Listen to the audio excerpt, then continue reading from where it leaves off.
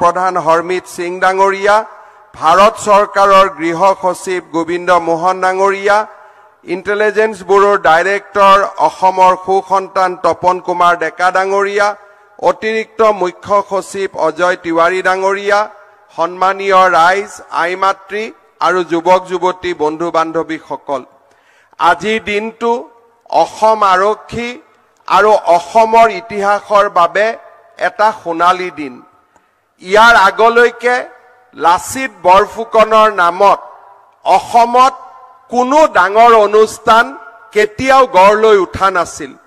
আজি 400 বছৰৰ পিছত প্ৰথমবাৰৰ বাবে অসমত আমি লাচিত বৰফুকনৰ নামত এটা সুন্দৰ অনুষ্ঠান নিৰ্মাণ কৰিবলৈ সক্ষম হৈছো। মই ভাৰতবৰ্ষৰ কেন্দ্ৰীয় গৃহমন্ত্ৰী অমিত শাহ ডাঙৰীয়াক ধন্যবাদ জনাইছো যে লাচিত বৰফুকনৰ প্ৰতি তেখেতৰ যি সন্মান, নতুন দিল্লীত 400 বছৰৰ লাচিতৰ জন্ম জয়ন্তীৰ সময়ত অমিত শাহ ডাঙৰীয়াৰ উপস্থিতি, তেখেতৰ প্ৰেৰণা, গুৱাহাটীলৈ আহি তেখেতে মোক পৰামৰ্শ দিছিল লাচিত বৰফুকনৰ জীৱনী বা তেখেতৰ বীৰ গাথা ভাৰতৰ বিভিন্ন ভাষালৈ ৰূপান্তৰ কৰিব লাগে। সেই পুস্তিকা বা সেই পুথিখিনিও উদ্বোধন কৰিবৰ বাবে অমিত শাহ ডাঙৰীয়া নিজে গুৱাহাটীলৈ আহিছিল। আজি পুনৰবাৰ লাচিত বৰফুকনৰ প্ৰতি সন্মান প্ৰদৰ্শন কৰিবলৈ কেন্দ্ৰীয় গৃহমন্ত্ৰী ডাঙৰীয়া দেৰগাঁৱত আহি উপস্থিত হৈছে। মই সমগ্ৰ গোলাঘাট আৰু অসমবাসী ৰাইজৰ হৈ সকলোকে অনুৰোধ কৰিম, অমিত শাহ ডাঙৰীয়াক দীঘলীয়া হাত চাপৰিৰে আমি এই পবিত্ৰ স্থানলৈ আদৰণি জনাম। শ্ৰদ্ধাৰ ৰাইজ, অসম পুলিচ আমাৰ এক ঐতিহ্যমণ্ডিত অনুষ্ঠান।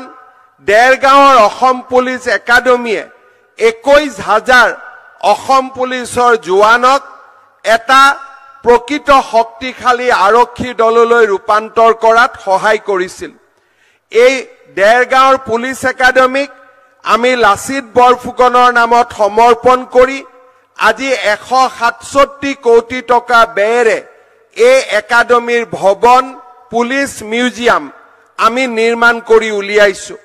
পৰৱৰ্তী পৰ্যায়ত প্ৰায় 400 কোটি টকা ব্যয় কৰি ইয়াৰ প্ৰতিগৰাকী কোৱাৰ্টাৰত থকা, বাহিৰৰ পৰা অহা ট্ৰেইনিঙৰ বাবে সকলোৰে বাবে থাকিব পৰা ব্যৱস্থা আৰু গোলাঘাট জিলা দেৰগাঁওবাসী ৰাইজৰ বাবে আৰু অসম আৰক্ষীৰ বাবে এই অসম পুলিচৰ এই চৌহদতে গুৱাহাটীৰ সৰু সজাইৰ দৰে এক বৃহৎ ক্ৰীড়া প্ৰকল্পও এই পুলিচ একাডেমীতে আমি নিৰ্মাণ কৰিবলৈ সংকল্প লৈছো।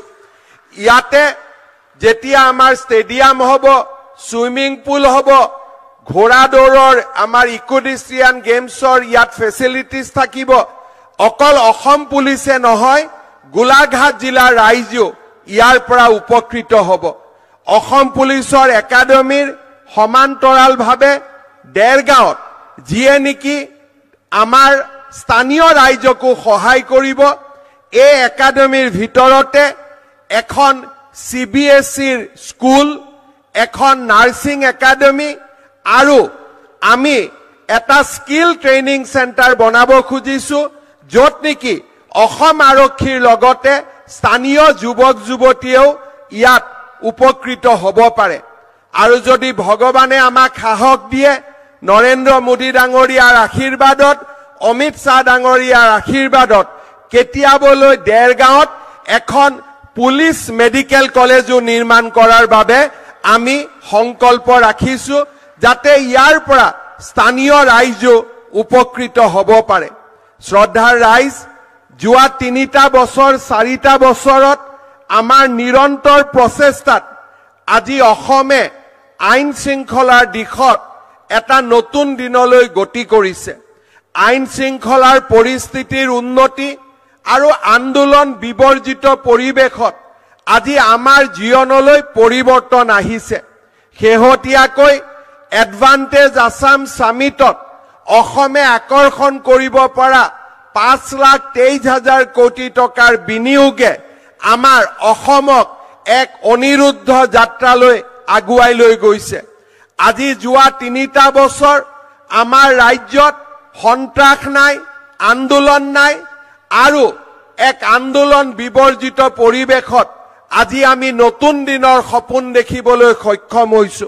মাননীয় গৃহমন্ত্ৰী অমিত শ্বাহ ডাঙৰীয়াৰ প্ৰেৰণাত আৰু প্ৰধানমন্ত্ৰী নৰেন্দ্ৰ মোদী ডাঙৰীয়াৰ আশীৰ্বাদত আজি আমি অসমৰ আগশাৰীৰ ভাৰতবৰ্ষৰ আগশাৰীৰ ৰাজ্যলৈ ৰূপান্তৰ হোৱাৰ পথত আগবাঢ়িছো।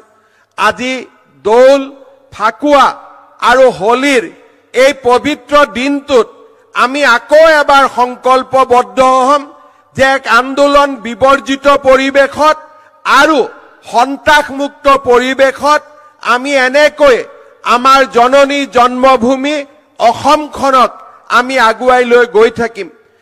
मैं माननीय गृह मंत्री जी को विनम्र पूर्वक बोलना चाहूंगा कि 2020 में हमारे असम में 1,21,609 क्रिमिनल केसेस रजिस्ट्रेशन हुए थे। 2026 में ये संख्या 50,215 तक डिक्लाइन हुआ है और 60% क्राइम ये सार साल में हमें समाप्त करने में सफलता हुए हैं। हमारे ये जो प्रदेश है, हमारे प्रदेश में जो कोर्ट में केसेस थे 2020 सन में ये 1,52,280 केसेस कोर्ट में थे और 2026 सन में हमारा कोर्ट में जो विचाराधीन केस है ये 14,800 तक कमा है। हमारा पुलिस बल ने हमारे जो चार्जशीट का परसेंटेज है 2020 में ये 47% थे, आज ये 66% तक आगे बढ़े हैं। 2020 में हमारा प्रदेश में कन्विक्शन रेट सिर्फ 5.5% हुआ करते थे, आज हमारा कन्विक्शन रेट 25% तक बढ़े हैं। और इसी समय में महिला का खिलाफ हमारे जो केसेस 2020 में 26,352 हमारे रजिस्ट्रेशन हुए थे, 2026 सन में ये केसेस कम होके 5,000 तक आज नीचे आने में सक्षम भी हुए हैं। माननीय गृह मंत्री जी, आपने जो हमें मार्गदर्शन किए थे असम को एक शांति का प्रदेश बनाने के लिए, असम को एक डेवलपमेंट का मॉडल बनाने के लिए, यही रास्ता से आज हम आगे बढ़ के यहां तक पहुंचा हूं और मेरा विश्वास है प्रधानमंत्री मोदी जी का आशीर्वाद और आपका निरंतर मार्गदर्शन से हम असम को एक भारत का अंदर शक्तिशाली प्रदेश तक रूपांतर करने में हम कामयाब बन जाएगा। यही हमारा